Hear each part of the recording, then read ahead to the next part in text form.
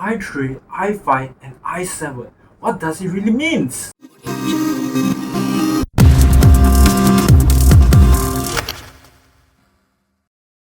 Today, when we are shopping on the Shopee and Lazada, we can see so many CPUs, from i3 to r5 to i7. Well, what's the difference? This was a question I asked myself when I was on Form 5. My father brings me to the IT fair and give me a budget of 3,000. I was like, wow, 好 man, I can buy whatever I want. And I shortlisted two laptops. Both are also Acer. One is i7 and another one is i5. The i7 costs 3,000 ringgit and the i5 costs 2,400 ringgit.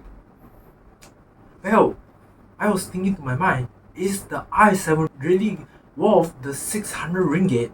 I researched for myself and found the answer. The i7 is 10% faster than i5, but it costs 25% more, It's totally not worth it. So I choose the i5. But sadly, I couldn't pocket the money at all. But never mind. From there, I learned an important lesson. The more expensive product doesn't always mean that it is worth it. Alright?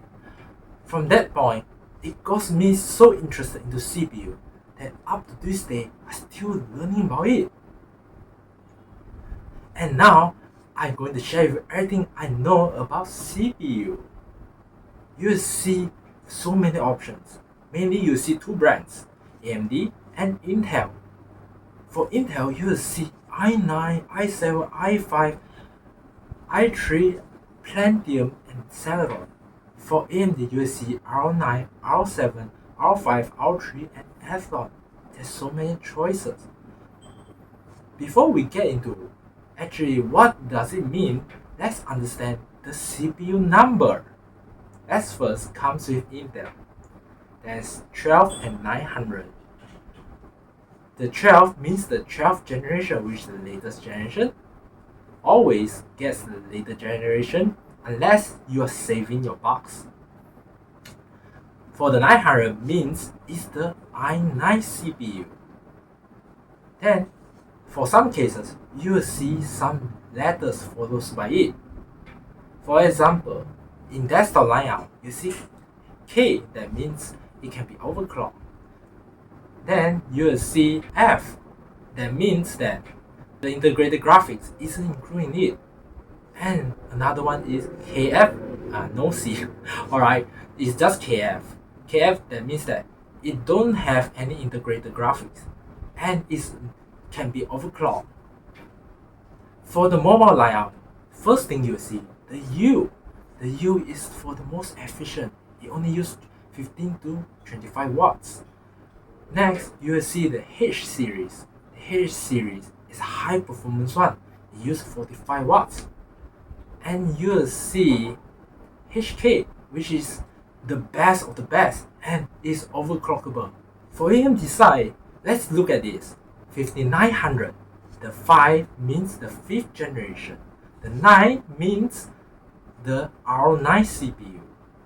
And similar to Intel, for desktop, you have a letter X.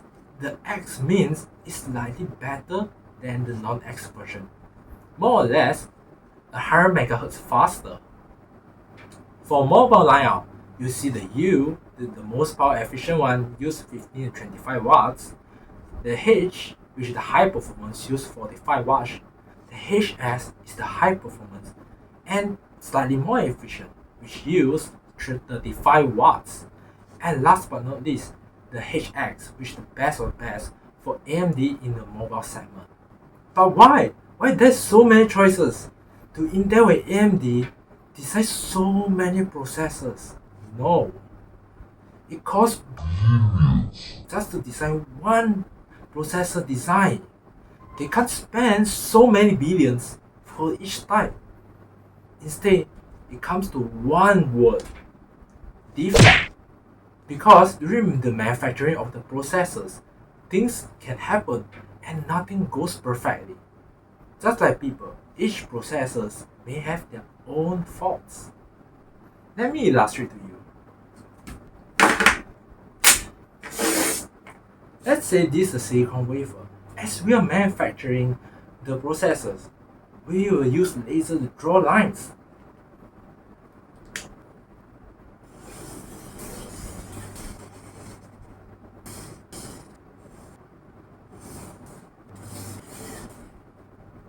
Alright, we have now 4 processors and we take it to testing. When we are testing, you know how much does the processor perform.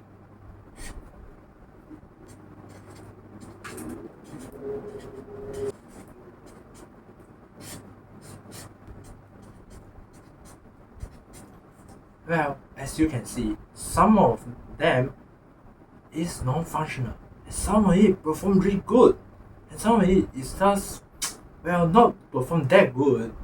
So based on this, what Intel will do is group it. Like the best one, we'll put it i9. Then the one which is good but not best, we put it i7. The one which has a slight defect, maybe like this, 2 cores defect, we put i5. Last but not least, the one which is low performing and not that great and so many defects, we put i3. So this is how Intel comes out with other i3 and i9. In general, companies will give the best processor, the 9 series, just as this. Then, for the 7 series, it will be the great but not the best. Then a slight defect, and somewhere the average one, they'll put the 5 series.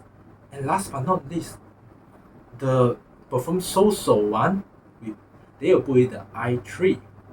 In general, the more you pay, the more cost you will get, and the better performance you will get for the processors.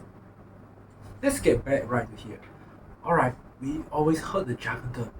What multi-threaded are, hyper-threading are, but what does it really mean? A normal core can process one thing at a time.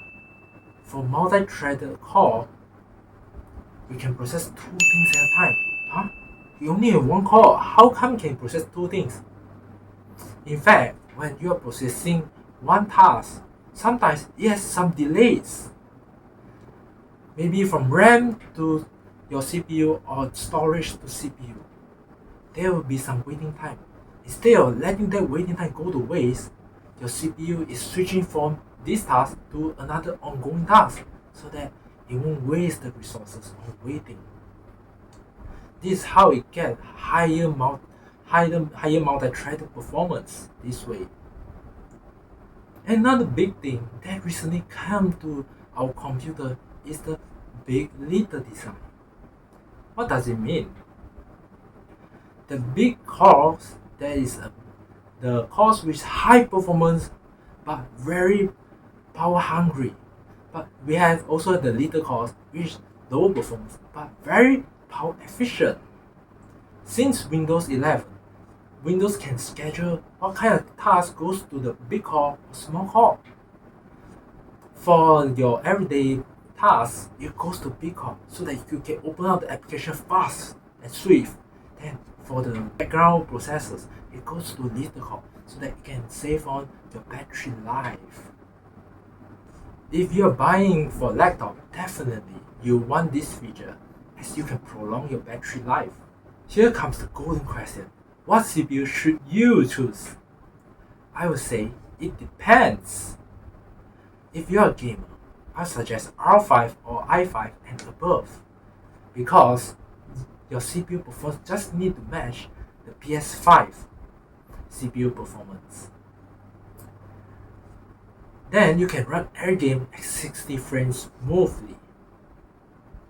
Then for professional workload, if you're doing programming, video editing, or 3D rendering tasks, I would suggest you to use the R7 or i7 or above because your task requires a lot of processing power and it can use more cores efficiently. Then for normal Office Excel use or even light something like Google Chrome.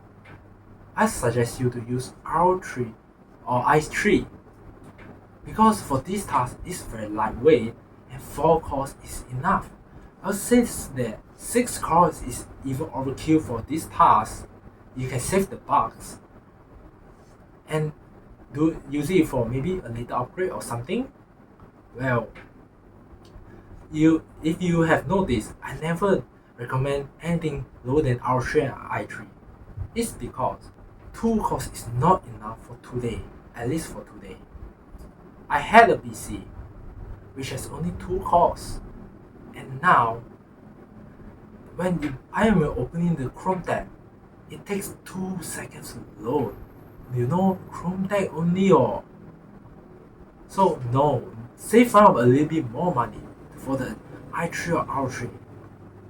Alright, now if your friend asks you if they should get i5 or i7, you tell them get i9 because we want to bankrupt them. Alright, this is CJ signing off.